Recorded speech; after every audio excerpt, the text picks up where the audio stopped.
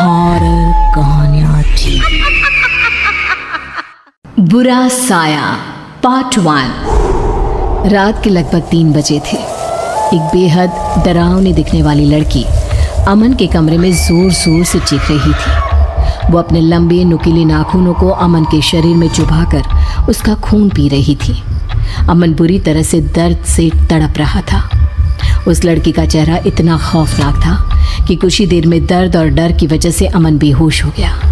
तभी अचानक अमन की आंख खुली और अमन चिल्ला पड़ा, बचाओ बचाओ, वो लड़की मुझे मार देगी, वो मेरा सारा खून पी जाएगी, बचाओ। ये सुनते ही अमन की माँ सुशीला जी दौड़ कर आती हैं। अमन, क्या हुआ बेटा? तुमने वो बुरा सपना फिर से देखा क्या? ठीक हो ना तुम? माँ वो लड़की अभी भी यहीं पर थी, ठीक मेरे पास, और उसने मेरे शरीर में, देखिए ना, मेरा सारा खून। बेटा तुम बिल्कुल ठीक हो। पता नहीं तुम्हें सपने ऐसे क्यों बार बार आते हैं। मैं पंडित जी से बात करती हूँ। मम्मी देखो, बाहर की एक यूनिवर्सिटी में मेरा एडमिशन हो गया है। उन्होंने मेरी एप्लीकेशन एक्सेप्ट कर ली है। लेकिन बेटा अचानक इस तरह, तुम तो कह रहे थे कि इस वक्त वहाँ पर सारे एडमिशन क्लोज हो चुके हैं। हाँ माँ, सरप्राइज तो मैं भी हूँ, लेकिन देखिए ना, हो सकता है कि कोई सीट खाली रह गई हो और शायद इसीलिए उन लोगों ने मुझे बुला लिया हो। देखो बेटा, सारी चीजें अच्छे से जांच पड़ताल कर लेना। आजकल ना बहुत फ्रॉड होता है, किसी चीज का पता ही नहीं चलता। और मम्मी, कमाल की बात तो ये है कि मुझे ये कॉल सीधा लंदन की एक बहुत बड़ी यूनिवर्सिटी से आया है। यहाँ तो शायद मैंने अप्लाई भी नहीं किया था। बेटा मुझे तो बहुत बड़ी गड़बड़ लग रही है। अभी ये भी तो पता नहीं चला कि वो सपना तुझे बार बार क्यों आता है। तुम अच्छा ना बेटा। अरे डरो मत, कुछ भी नहीं है, वो सपना मुझे ऐसे ही आता होगा। कुछ ही दिनों के बाद अमन सारी तैयारी के साथ लंदन के लिए निकल जाता है। लंदन पहुंचने के बाद तो जैसे अमन की जिंदगी बेहद खूबसूरत हो गई थी। वहां की लाइफ में जाकर अमन बहुत खुश था।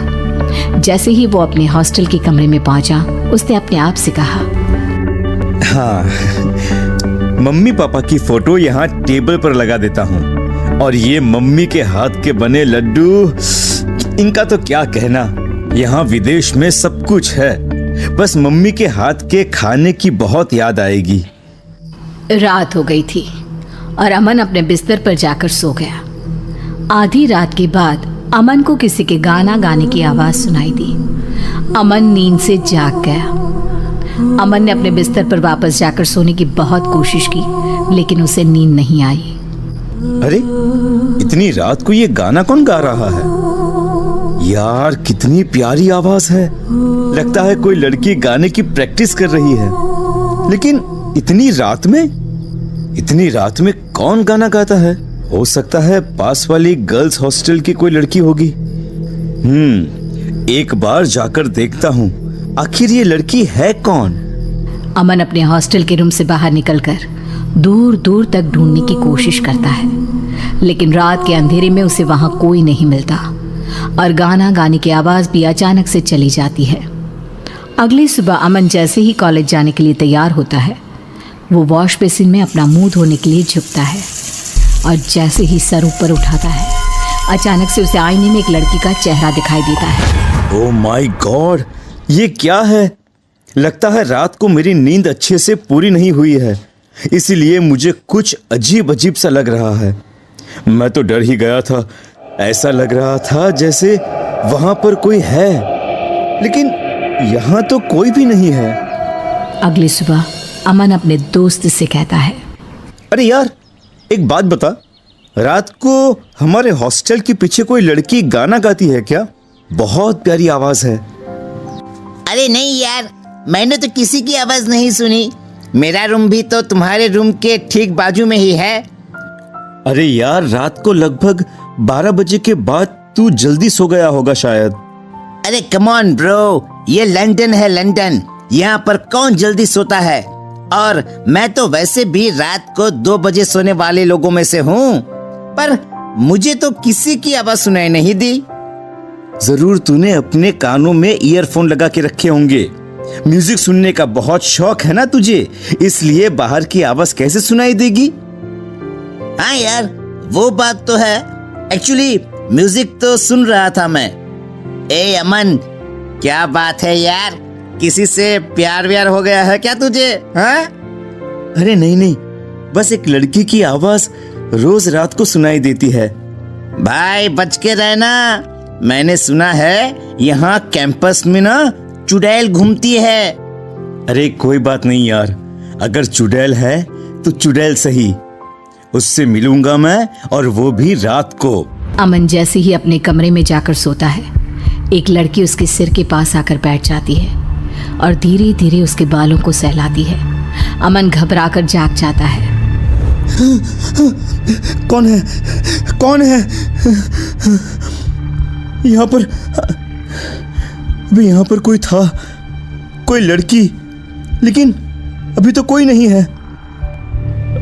ये मुझे क्या हो गया है?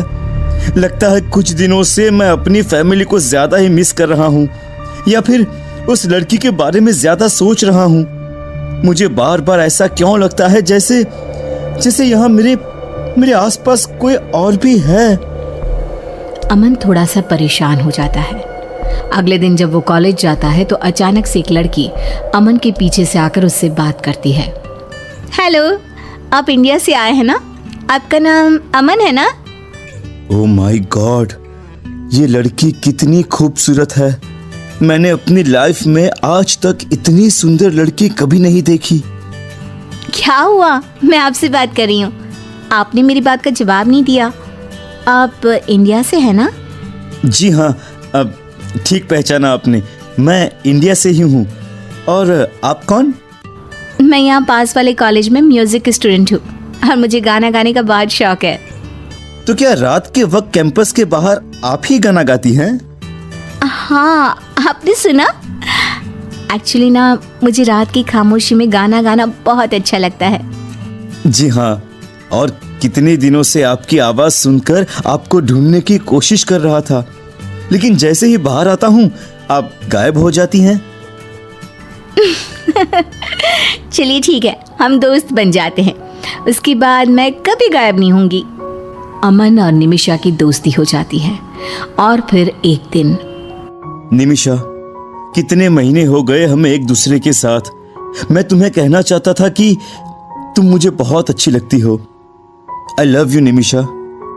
आई लव यू टू अमन, मैं भी तुमसे बहुत प्यार करने लगी हूँ। अच्छा सुनो, इसी खुशी में आज शाम को मैं तुम्हें अपनी फेवरेट जगह लेकर चलूंगी। ठीक है मैडम, अब तो आप जहां लेकर चलेंगे मुझे चलना ही पड़ेगा ना।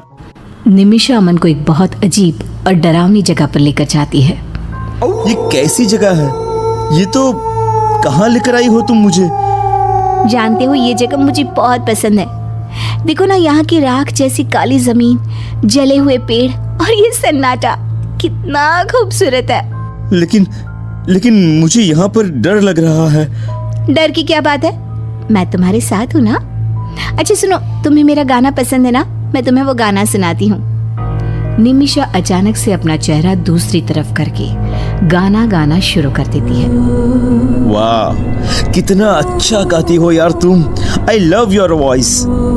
गाते गाते अचानक से निशा की आवाज तेज हो जाती है और तेज होते होते उसकी आवाज एकदम डरावनी। ये देखकर अमन बुरी तरह से डर जाता है। निमिषा, क्या हुआ है? क्या हुआ है तुम्हें? ये क्या मजाक है कि तुम किस तरह से गाना गा रही हो? तुम ठीक तो हो ना निमिषा? चुप हो जाओ, अगर तुमने एक शब्द और कहा तो तुम्हारा खून पी जाऊंगी। चुप हो जाओ। निमिषा ने जैसे ही पलट कर देखा, अमन के होश उड़ गए। निमिषा डरावनी चुड़ैल का रूप ले चुकी थी। उसका चेहरा पूरी तरह से जला हुआ था। उसकी आंखों से खून टपक रहा था। उसके लंबे नुकीले दांत अमन का शिकार करने के लिए बेचैन हो रहे थे। कौन हो तुम? और क्या चाहती हो मुझसे? तुम्हारी मौत। तुम तो वही हो जिसे मैंने हॉस्टल के आईने में देखा था। तुम्हारे चेहरे को मैं पहले भी अपने सपने में देख चुका हूँ। इसमें कौन सी बड़ी बात है? तुम तो मेरा शिकार कब से ही बन गए थे मिस्टर अमन। और अब तुम्हें मुझसे कोई नहीं बचा सकता। छोड़ दो मुझे। क्यों मारना चाहती हो तुम मुझे? मैंने तुम्हारा क्या बिगाड़ा है? मुझे तुम जैसे यंग लड़कों का खून पीने में बहुत मजा आता है। तुम्हारा खून पीकर मेरी ताकत बढ़ जाएगी और मैं तुम्हें छोड़ूंगी नहीं। वो लड़की निमिषा अमन को मार देती है। अगले दिन शाम के वक्त इंडिया में अमन के घर एक फोन आता है। हेलो, कौन बोल रहा है? सुशीला जी, हमें आपको ये बताते हुए बहुत दुख हो रहा है कि आपका बेटा अमन अब इस दुनिया में नहीं रहा। कल रात को उसने हॉस्टल में सुसाइड कर लिया। आप क्या कह रहे हैं? मेरा बेटा तो मेरे घर पर है। कल ही तो लंदन से लौट कर आया है। ऐसे उल्टी सीधी बातें क्यों कर रहे हैं आप पागल लोग?